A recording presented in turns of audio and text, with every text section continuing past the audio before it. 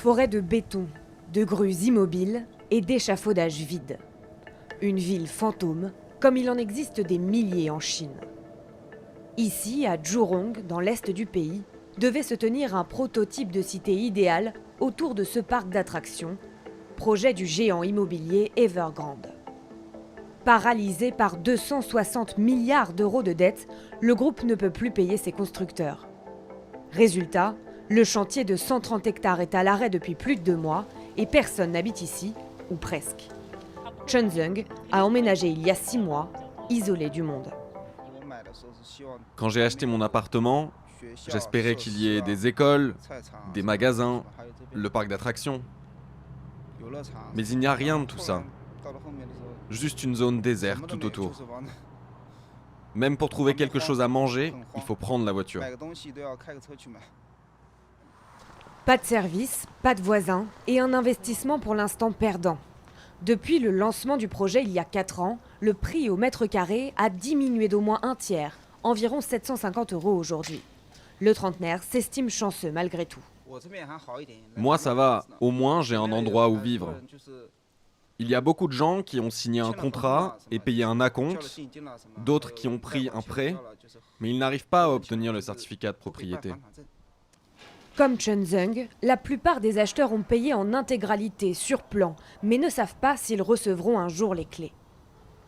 En septembre, au pied du siège d'Evergrande à Shenzhen, une centaine de manifestants réclament d'être remboursés. Scène de colère et de désespoir, rarissime en Chine.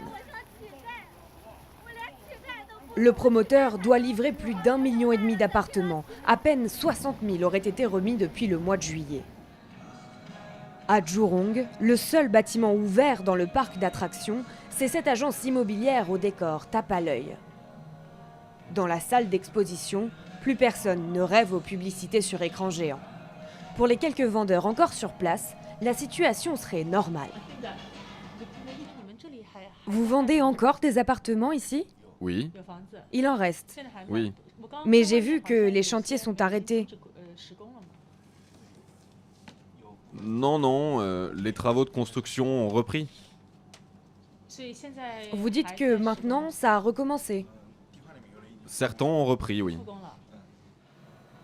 Une vision optimiste du futur du chantier, cet investisseur veut y croire. Je suis un peu inquiet, mais je connais les projets d'Evergrande. Et je suis sûr qu'ils trouveront une solution quoi qu'il arrive. Ils peuvent régler leurs problèmes. Notre caméra n'est pas la bienvenue. Evergrande ne donne pas d'interview.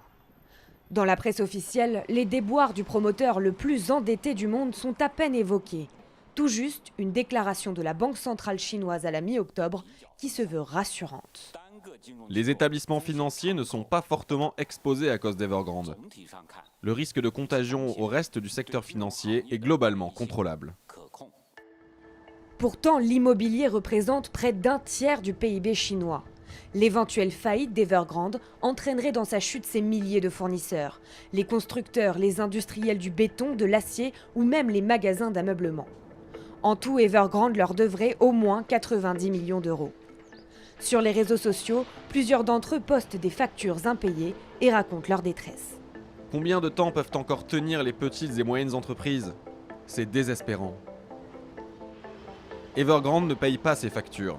J'ai voulu dénoncer la situation aux autorités, mais pas de réponse. Via ses commandes, Evergrande affirme créer 3,8 millions d'emplois chaque année. Sur les chantiers de Zhurong, quelques ouvriers désœuvrés ramassent la ferraille. Ils n'ont pas été payés depuis le mois d'août. Vous voyez ces poteaux ? On est en train de démonter les échafaudages. S'il n'y avait pas de problème financier, on continuerait de construire les immeubles. Je ne sais toujours pas si je recevrai mon salaire ou pas. Au moins, j'ai toujours un emploi. Mais je ne sais pas quand je serai payé. L'entreprise n'a pas d'argent pour l'instant. Qu'est-ce que je peux y faire ? Après 30 ans d'urbanisation frénétique financée par la dette, Evergrande est loin d'être un cas isolé. D'après l'agence de notation Standard & Poor's, près d'un tiers des promoteurs immobiliers chinois seraient au bord de la faillite.